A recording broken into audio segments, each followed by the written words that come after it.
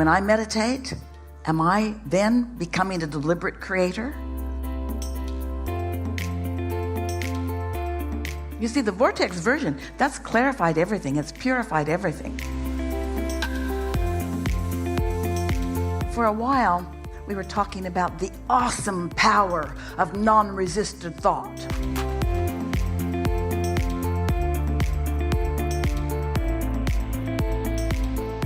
So inside of deliberate creation, do you We take... like your choice of words, really good.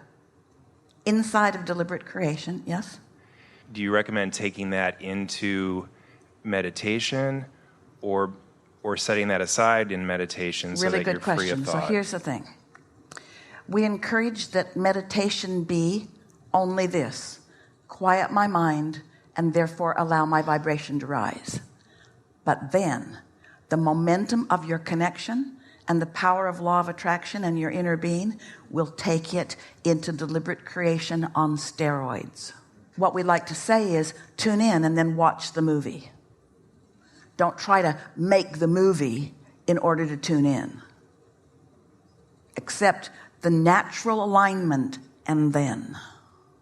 And you see, all of the ingredients of that are already in the vortex. So as you connect with who you really are, then those things begin occurring. And as you just relax and let your mind wander. Esther had a meditation like that this morning where she quieted her mind and then the movie just played. And in the past, she thought that her objective in meditation was to quiet her mind. So as soon as thoughts started flowing, she shut them down. Now she understands that those kind of good feeling thoughts, when they start flowing, let them flow. Let the momentum take them, but don't try to orchestrate them from a conscious perspective, because remember that you are the receiver of them, not the projector of them.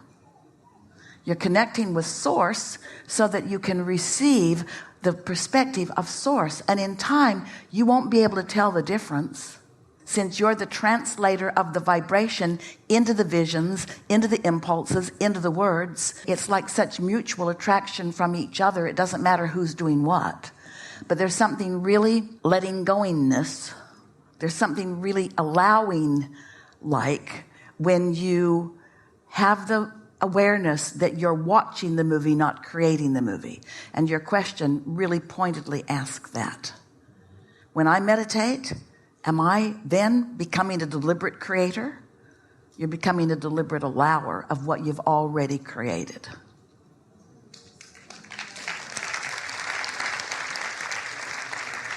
And so I think this is it. So give up the desire to edit what's playing out. Yeah, stop nitpicking and justifying and validating and defending.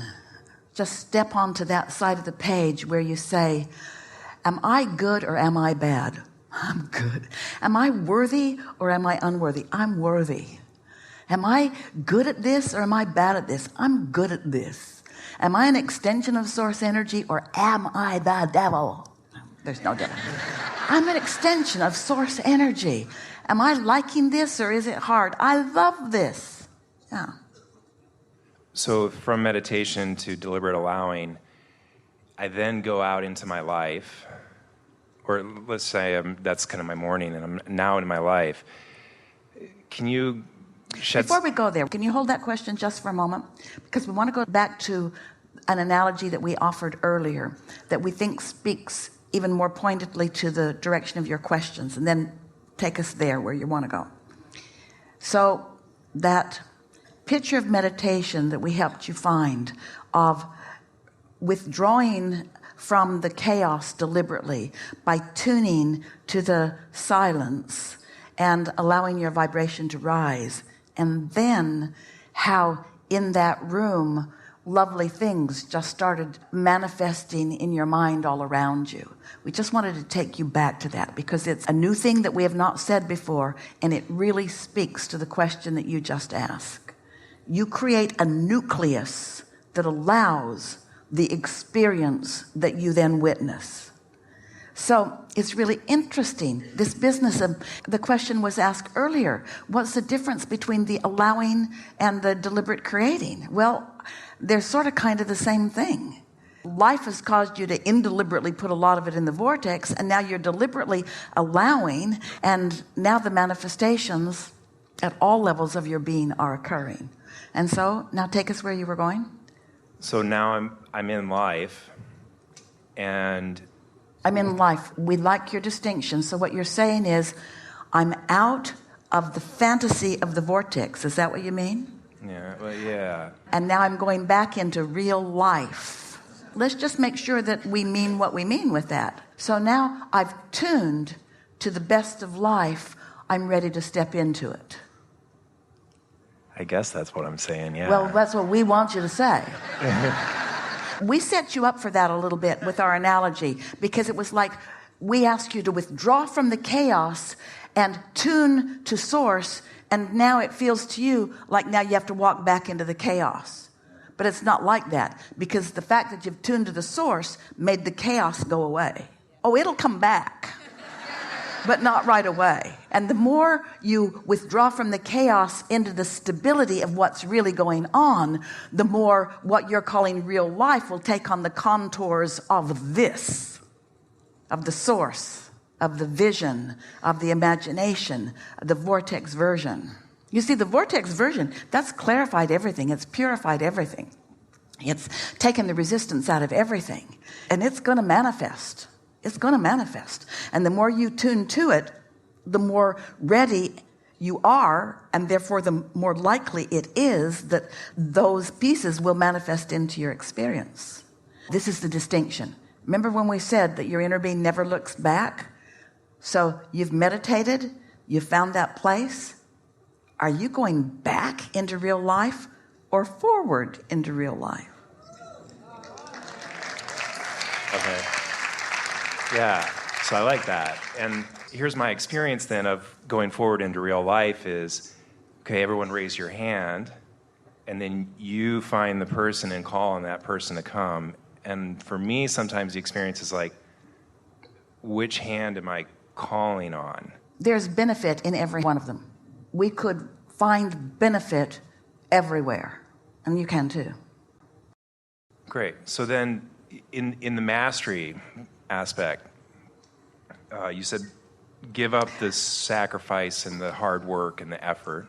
We want to give a new definition to mastery in the pleasury, and see how just the description of the word automatically gives up all that other stuff, because mastery is tuning to the satisfaction, following the bliss, tuning to the pleasury. So the pleasury. So then that goes, does that tie back into my the moments of selfish pursuit of the next best good feeling thought or desire? The mastery or the pleasury hooks you completely with your inner being who only looks forward, who has no resistance. So my mastery comes from pleasury. Pleasury comes through pleasury. Yeah. For a while, we were talking about the awesome power of non-resistant thought. And now we want to say the awesome pleasure of non-resistant thought. But, hey, it's all good.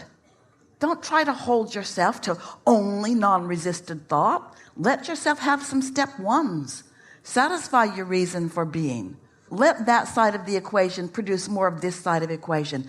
There will be no expansion of your desire and no evolution of your species if you don't live all of it. Just understand what step you're taking. And eventually, that step one, which is the asking, will mostly be a step 5 position, where you're asking for more, and you know that you're asking for more, or you're even observing something unwanted, but you find the humor in it, and the fun in it, and the clarity in it, and the motion forward in it, and finally, you're not beating yourself up for having a question. You're not beating yourself up for having a problem. A problem calls a solution. And that's expansion. That's motion forward. It's all so wonderful. Yeah. May I add a couple other? There are people in my life who sitting here today, would say I've chosen to have them as part of my life for the duration of my life. So this would include members of family. And I also heard you say, but ignore, if there isn't pleasure there or good things coming from that interaction, ignore it.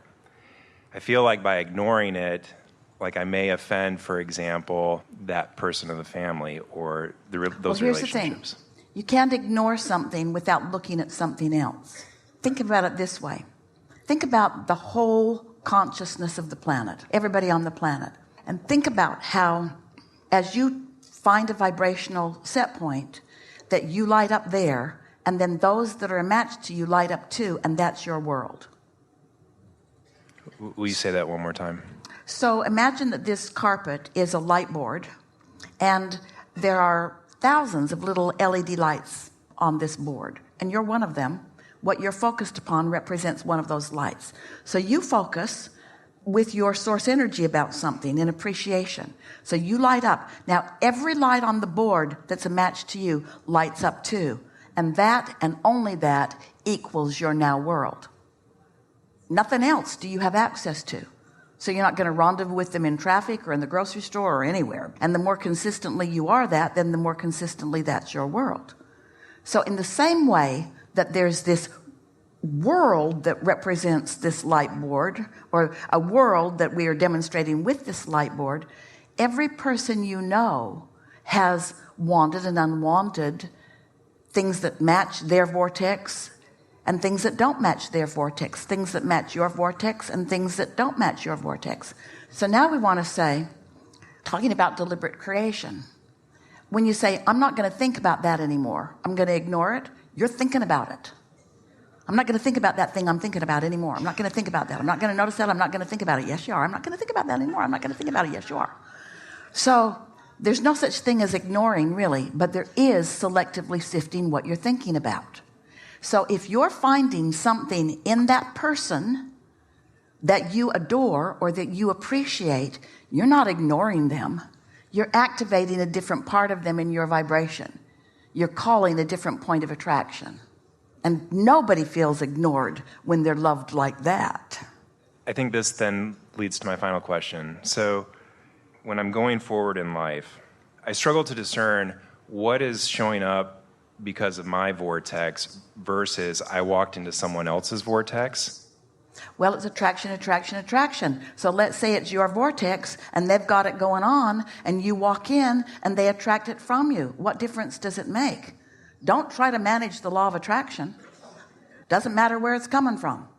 It only matters how it feels when you discern it. Okay. So choose the pleasure in whatever's happening around me, regardless of... And if it doesn't feel good, ignore it by choosing the part of it that does feel good. Yeah, got it. Yeah. Clear. Well, this is so much fun. It's so fun to be a deliberate creator. Enough? Really good. Really good. Really good.